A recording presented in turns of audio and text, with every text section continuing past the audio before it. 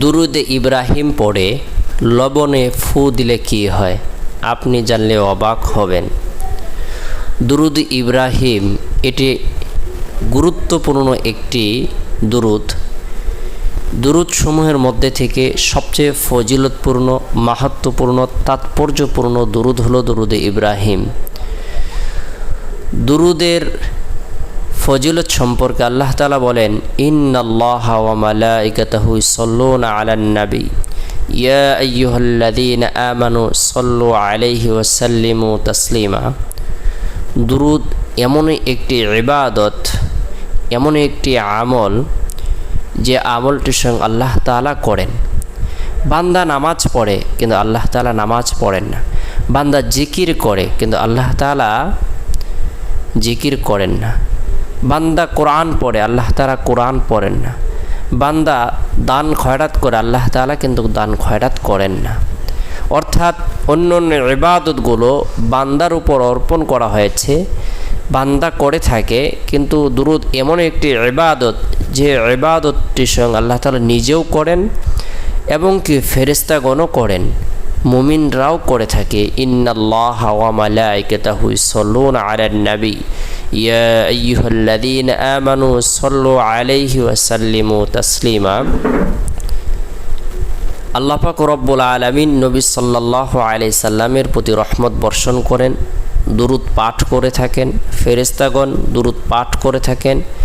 হে মুমিনগণ, সুতরাং তোমরাও নবী সাল্লাল্লাহু আলাইহি সাল্লামের প্রতি মহব্বত রেখে, ভালোবাসা রেখে, আন্তরিকতা রেখে দুরুদ পাঠ করো, দুরুদের আমল করো। যে ব্যক্তি দুরুদের আমল করবে আল্লাহ পাক রব্বুল আলামিন তার পদমর্যাদাকে বৃদ্ধি করে দিবেন, গুনাহকে মাফ করে দিবেন। আল্লাহ তাআলা তার উপর অসংখ্য অগণিত নিয়ামত প্রদান করবেন। হাদিস শরীফ আল্লাহ রাসূল সাল্লাল্লাহু আলাইহি সাল্লাম ইরশাদ করেছেন, মান সাল্লা আলাইয়া ওয়াহিদাতুন সাল্লাল্লাহু আলাইহি আশরা। যে ব্যক্তি একবার মাত্র দুরুদ পাঠ করবে আল্লাহ তাআলা তার উপর 10টি রহমত নাজিল করবেন, 10টি গুনাহকে মাফ করে দিবেন, 10টি পদমর্যাদাকে বৃদ্ধি করে দিবেন। দুরুদ এমনই ফজিলতপূর্ণ একটি আমল, কোনো অভাবগ্রস্ত ব্যক্তি যদি আমল করে আল্লাহ তাআলা তার অভাবকে দূর করে দিবেন। কোনো ঋণগ্রস্ত ব্যক্তি যদি আমল করে আল্লাহ তাআলা তার ঋণ পরিশোধের ব্যবস্থাপনা করে দিবেন।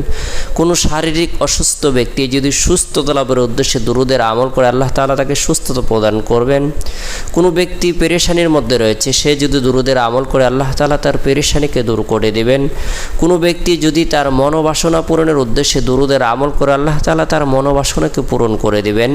যে কোনো ধরনের হাজতকে সামনে রেখে যদি দুরুদের আমল করে আল্লাহ তাআলা তার হাজতকে পূরণ করে দেবেন, আশা আকাঙ্ক্ষাকে পূরণ করে দেবেন। আমরা প্রত্যেকে গুরুত্ব সহকারে দুরুদের আমল করব। নবী সাল্লাল্লাহু আলাইহি সাল্লামের দিদার নসিব হবে। নবী সাল্লাল্লাহু আলাইহি সাল্লাম কাল কিয়ামতের দিন হাতে ধরে জান্নাতে পৌঁছে দিবেন। রাসূল সাল্লাল্লাহু আলাইহি সাল্লামের সুপারিশ নসিব হবে। দুরুদ শরীফের মধ্যে থেকে সবচেয়ে ফজিলতপূর্ণ যে দুরুদটি, সেই দুরুদের নাম হলো দুরুদে ইব্রাহিম। এই দুরুদে ইব্রাহিম পাঠ করে যদি লবণে ফু দেওয়া যায় তাহলে কি হয় আমরা আজকে জেনে নেব। বরকতপূর্ণ এই দুরুদটি আমরা গুরুত্ব সহকারে পাক পবিত্র অবস্থায় আমল করব। এরপরে বিশেষ করে আমরা যারা অসুস্থ হয়েছি, আমরা যারা পেরেশানির মধ্যে রয়েছি, বিশেষ করে শারীরিক বিভিন্ন ধরনের আমরা যারা অসুস্থ রয়েছি, বিশেষ করে শারীরিক বিভিন্ন ধরনের অসুস্থতা, পেটের ব্যথা এবং কি শরীরের বিভিন্ন জায়গায় ব্যথা, সেই ক্ষেত্রে আমরা দুরুদে ইব্রাহিম পাঠ করে যদি আল্লাহ তাআলার প্রদত্ত নিয়ামতের জিনিস লবণ, এই লবণের মধ্যে ফু দেই, গরম পানিতে আমরা এই লবণ দেই, এরপরে সেই লবণ দ্বারা যদি আমরা আমাদের ব্যথার স্থানে পানি ঢেলে নেই, ইনশাআল্লাহ এই লবণ পানির বরকতে সেই ব্যথা দূর হবে আপনি সুস্থতা লাভ করতে পারবেন। আপনার যদি দাঁতের গোড়ায় ব্যথা থাকে, বিভিন্ন ধরনের ময়লা আবর্জনা কারণে আপনি অসুস্থ হয়ে পড়েন, হালকা লবণ দিয়ে দুরূদ শরীফ পাঠ করে সেই লবণে ফু দেওয়ার পর সেই লবণটি আপনি গরম পানির মধ্যে দেওয়ার পরে আপনি সেই পানি দ্বারা কুলি করবেন। আল্লাহর রহমতে আপনার দাঁতের ব্যথা ভালো হবে, পেটের যে ব্যথাজনিত রোগগুলো রয়েছে সেগুলো ভালো হয়ে যাবে। আল্লাহর রহমতে আল্লাহ পাক রব্বুল আলামিন আপনাকে সুস্থতা প্রদান করবেন।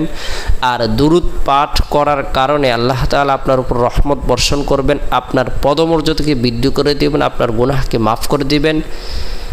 নবী সাল্লাল্লাহু আলাইহি সাল্লামের সুপারিশ নসিব হবে।